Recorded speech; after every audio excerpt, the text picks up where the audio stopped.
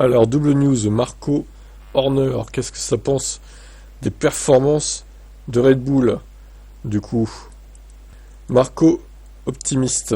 On lui demande d'abord si Verstappen ne ferait pas mieux de passer chez Red Bull. Il répond en riant non, nous devons juste enlever un peu de carburant et mettre la puissance. Laissant entendre que l'équipe sort rouler avec une charge de carburant plus légère et peut-être un léger avantage de puissance aussi.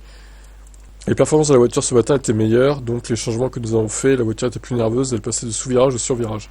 Nous ne pourrons donc pas faire les mêmes temps que McLaren. Je pense donc que nous avons 2-3 dixièmes de retard. Le maximum demain, c'est la deuxième ligne, au mieux. Le tour le plus rapide de sa part a été de 21,5 du coup.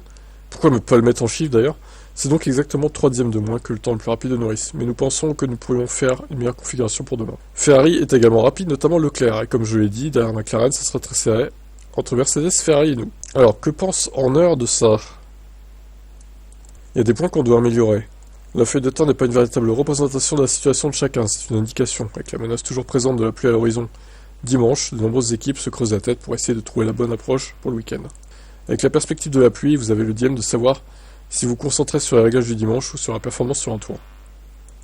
Bah, d'un côté, ils pourront pas faire la pole. Ils pourront mieux être 4-5, donc autant faire les réglages pluie, non? Je sais pas. Bon, ceux qui voient, hein, après, moi je m'en fous. Plus ils sont loin, mieux ça me va, mais... Bon, voilà.